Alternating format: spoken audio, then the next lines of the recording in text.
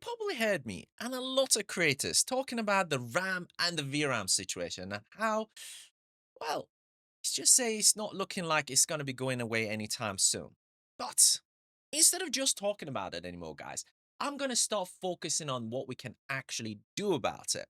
So, my name is Arya, this is AZM Lab, and starting today, we're diving straight in. We're going to be busting some myth about how much RAM and VRAM you actually really need, and I'll give you some quick tips and some easy tweaks that you can do right now that will genuinely help. But this is just the start because we're going to be expanding even more on this topic, even if I'm talking about different softwares and that sort of thing in the next videos.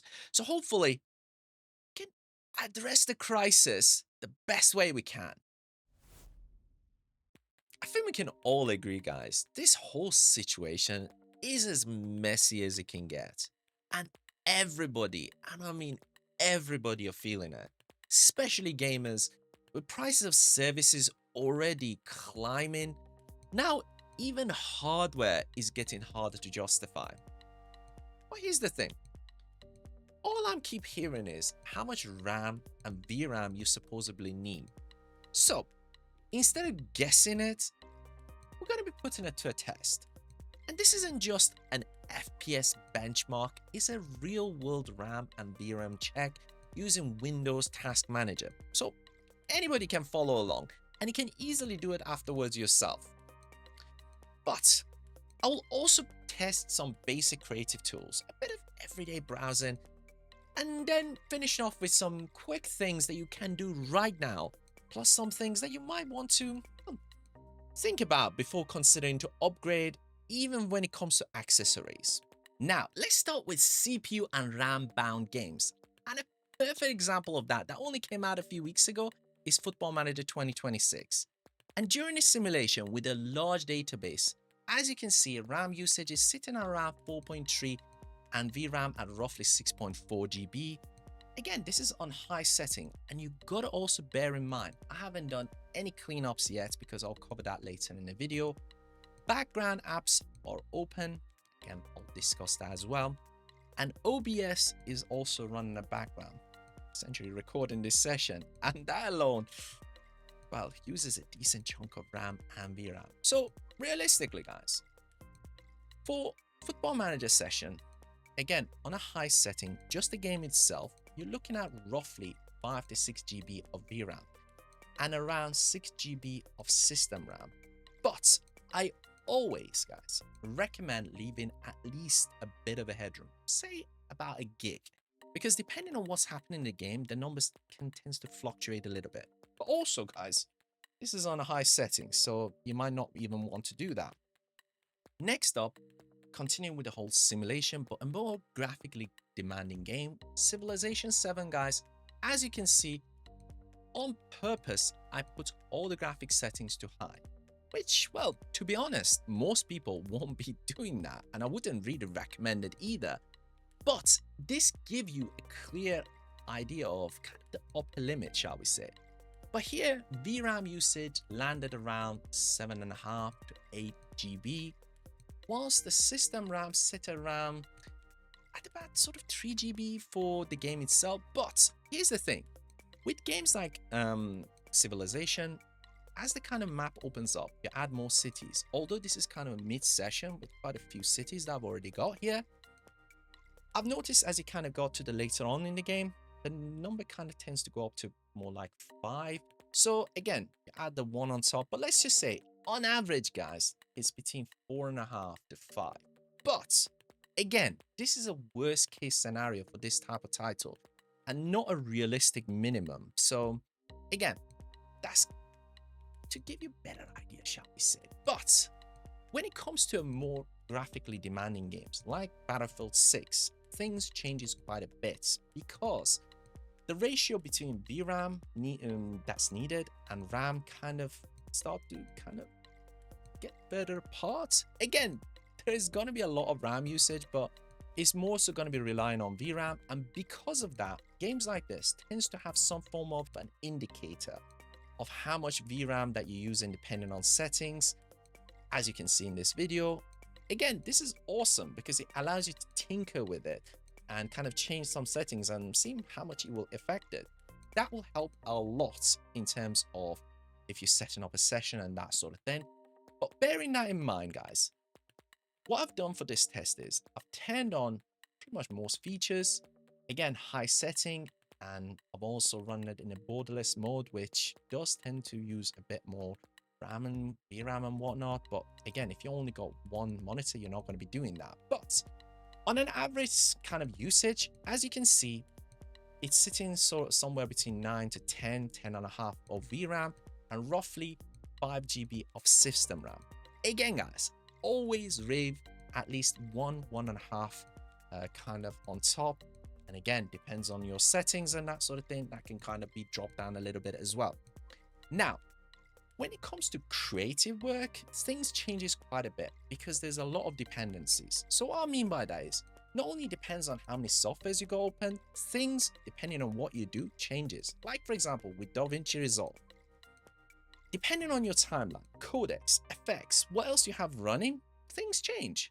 For example, in this session, rendering in a basic 4K ProRes, as you can see, you typically need at least 5 GB of VRAM and around 5 to 6 GB of system RAM. But still though, when you kind of add more stuff, it tends to slow it down rather than necessarily increase it by quite a bit. But still, when it comes to these sort of things and general usage, it depends on what you run, how many things that you're running at the same time. Even something as simple as watching a 4K YouTube video can vary a lot depending on the browser and software using, which I covered in my alternative browser video that you can check out. How the numbers varied quite a bit. But that's exactly why I'm using Windows Task Manager. There are other tools, guys, but this is the simplest one that everybody pretty much got access to. And my advice is always the same, guys. Test on your own system first. Say, for example, you're considering an upgrade. Look at the softwares that you got at the moment on that system. Run the Task Manager, see what it's kind of telling you. And if you're looking to upgrade it to a new version, tend to go up by a little bit, maybe 500 or maximum a gig. Not much, guys. So bear that in mind. And that is to kind of help you, instead of guessing, actually getting a more accurate number when it comes to upgrading. But let's dive in a little bit more in terms of background apps and some of the other elements that I mentioned earlier. Now, as I mentioned earlier, and as you probably noticed, when you open up Task Manager, there are lots of apps, and I mean a ton of them running in the background. And as you can see in the video, plenty of them uneven apps that I've got actively open. Mad, I know. Here's the important part though. There are some background processes that you can do something about, some that you shouldn't touch, and some that you simply can't. First of all though, guys, your operating system, especially Windows, needs a lot of services running just to function. You can't just shut those down, and you shouldn't even try, because, well, if you do, mostly you'll just be causing yourself more headache.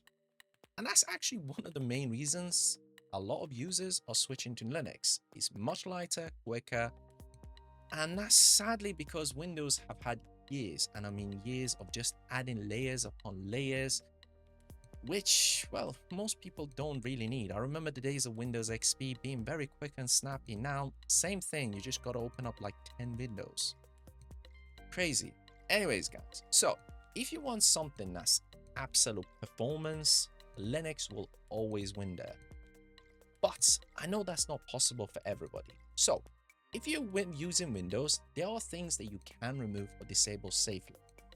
And I will be covering some things that you can do just after this. And also I will be covering more stuff in future videos as well.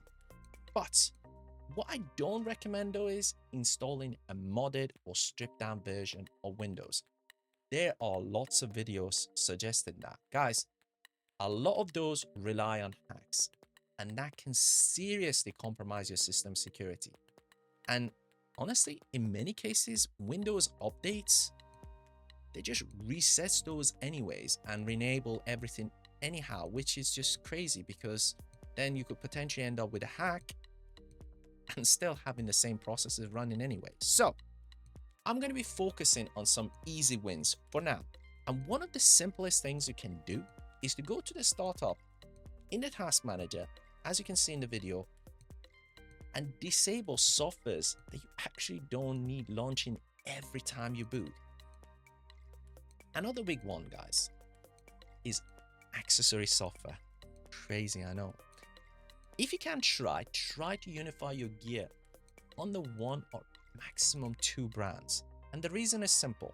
Every brand tends to come with these background softwares and launchers, and they use quite a lot. Some of them, like Alienware, they are terrible. And even if you try to remove them, as you can see in the video, they leave a ton of site software that for some reason still run in the background, basically sending data back. Is unbelievably annoying. And that is why I'm working on a separate video covering tools that will help you properly clean that stuff out. But it's definitely something to bear in mind. But don't worry, as I said, that's coming next after this. And if you go software open, guys, check the system tray in the bottom corner. You know that arrow? Click the arrow, right click on the app like Steam and fully exit out of them.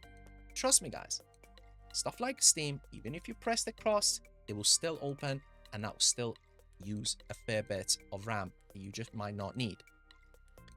Guys, another one for gamers, bit of a controversial one, guys.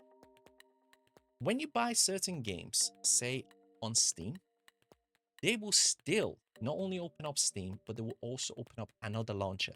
Like, for example, if you're playing FIFA, if you open up in Steam, it will open up EA to verify. So then you have two launchers running at the same time using RAM. So if there is a good enough deal, guys, directly go to the launcher of the actual software, and that saves you a bit of RAM there as well. So, guys, what I would say is plan your accessories, unify your software where possible, fully close down your apps when you're done, and manage your startup program. So it's all about management, shall we say. And especially, guys, properly uninstall what you don't need. As I said though, that's coming up very soon. Do that, and in just a few minutes, you can significantly reduce the overall RAM usage.